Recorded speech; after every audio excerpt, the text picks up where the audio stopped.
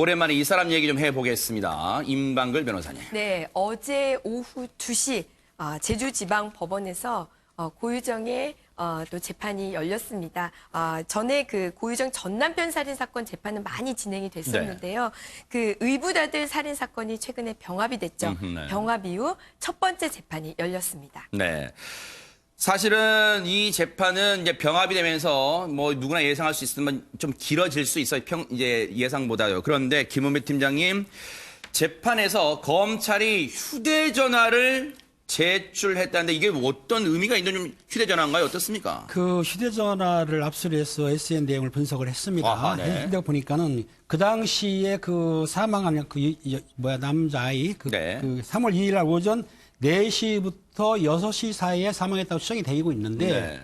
그 휴대폰을 분석해 보니까 그 오전 3시 48분쯤에 휴대폰을 만진 게 나와요. 무슨 얘기냐면 그 홍 씨의 전처 가족의 SNS 내용과 헤어져 같은 거라든가 전화번호를 삭제한 내용이 나오는 거예요. 그렇다고 한다면 고유정 피고인이 그 당시에 껴 있었다. 그러니까 네. 잠을 들었다는 거짓말이고 그 아이가 사망한 시간대에 고유정 피고인이 껴 있었다는 거예요. 아하. 그렇다고 한다면 껴 있는 사람이 범행을 할 수 있다는 거 시간상으로 어느 정도는 증명이 되는 거죠. 아하. 그리고 또 문제는 그 사비라 전체 때문에 홍 씨하고 다툼이 많았던 것 같아요. 네. 그러니까 그런 내용을 지우려고 했던 것 같은데 그 시간대가 마침 그 아이가 사망한 시간대예요. 거의 흡사하게 겹치네요. 겹치는 시간대였죠. 네. 그런데요, 그 새벽에 분명히 자기도 감기균이 했다고 줄기차게 주장했던 고유정이었잖아요. 근데 김윤희 프로파일러님, 그 새벽에 몸도 성취하는, 자기 말대로라면 몸도 성취하는 사람이 그 새벽에 깨어서 SNS도 다 지고,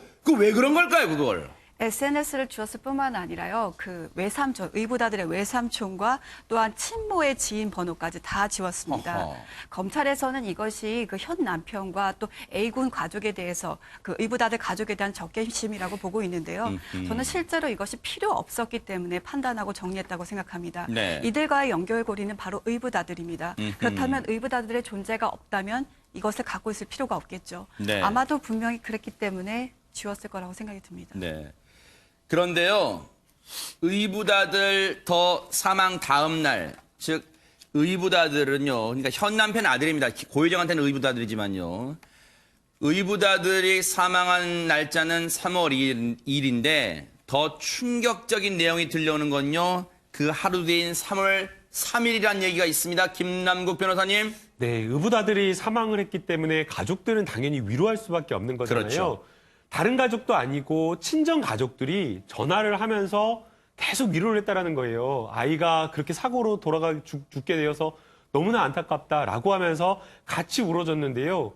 오히려 고유정의 반응은 의외였다라고 합니다. 뭘까요? 신경질적으로 반응을 하면서 우리 아이가 아니다라고 이야기를 했다라고 이야기를 하고 있고요. 이런 반응을 보였다라는 점에서 오히려 친정 가족이 깜짝 놀랐다라고 합니다. 이건 어떻게 해석해야 될까요? 김윤희 프로파일러님. 내가 배 아파 낳은 자식도 아니지만 가정이 결합하게 되면 그 아들도, 그 의붓아들도 내 자식처럼 챙기고 살뜰히 보살피는 게 엄마의 마음 아니에요? 근데 우리 애 아니니까 말하지 말라? 이걸 어떻게 받아들여야 됩니까? 본인의 아기로 받아들인 적도 없다라는 얘기잖아요. 그리고 아하. 우리라는 건 현 남편과 고유정입니다. 그랬을 때 내 아이가 아니라 우리 아이예요. 그렇다면 현 남편의 아이인 건 또 인정하고 싶지 않은 거예요. 애정을 같이 나누고 싶지도 않은 거죠. 아하. 그러니까 이런 정도가 다 표현된 게 우리 아이니까 말하지 마. 그것도 친정엄마한테 한 말이지 않습니까? 네. 그랬을 때는 강하게 저는 그 적개심을 드러낸 거라고 봅니다. 네. 그래서 고유정의 현 남편, 그러니까 아들을 잃은 이 아빠는요, 이런 얘기를 합니다. 사람이 양심이라는 게 있으면 자기도, 즉 고유정도 아이를 낳은 엄마잖아요.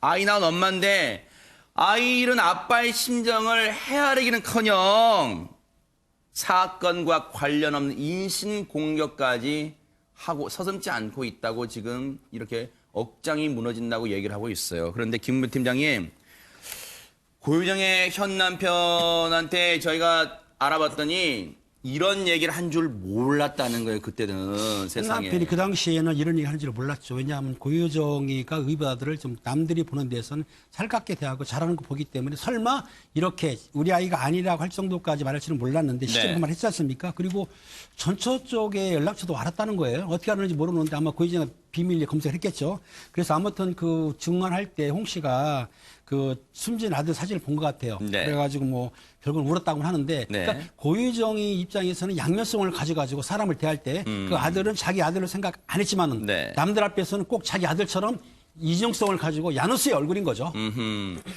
우리 애기 아니니까 얘기하지 마, 말하지 마. 혹시 이게요, 임방글 변호사님, 의붓아들 살인 혐의를 혹시 뒷받침할 수 있는 증언으로 효력이 좀 있을까요? 어떻습니까?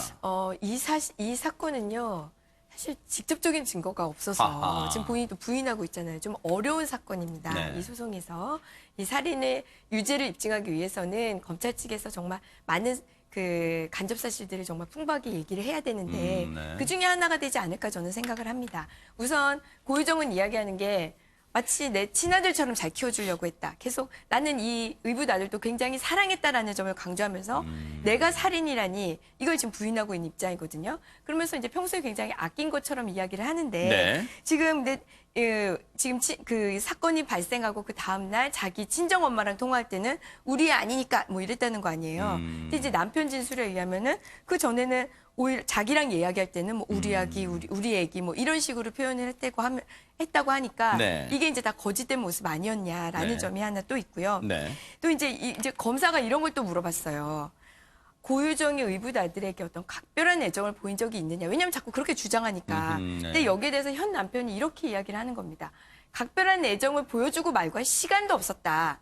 같이 사는 시간이 없었는데 무슨 네. 각별한 애정을 보여주느냐. 아하. 이제 이런 진술들을 했기 때문에요. 이걸 종합해서 보면은 고유정이 의붓아들에게 어떤 각별한 애정이나 사랑을 베풀었다고 보기에는 좀 객관적인 사실로는 어려운 것 같고요. 네. 오히려 살해한 그 사건이 발생한 그 직후에 친정 엄마의 통화에서 우리 애가 아니다라고 하는 점에서 오히려 그 점에서 더 이 고유정의 솔직한 마음이 거기에 드러나 있지 않나 이렇게 개인적으로 추정합니다.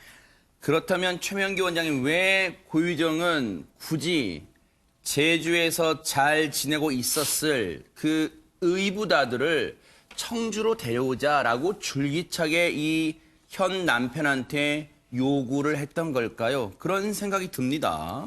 일단은 현 남편도 그 부분을 원하고 있었던 거고요. 그로 인해서 계속 갈등이 일어나는 것은 원치 않았던 것 같고요. 그러나 만약에 고유정이 의붓아들을 살해한 게 맞다 그러면은 마지막에 의붓아들이 오기 전에 그 며칠간 보였던 태도는 일종의 유인입니다. 살인을 위해 이렇게 갈등을 끌고 가느니 끝을 내야 되겠다고 생각하다가 보니까 상대방을 안심시켜야 되니까 그래 데리고 와도 돼 한 다음에 유인한 다음에 자신의 계획에 따라서 목적을 이룬 겁니다.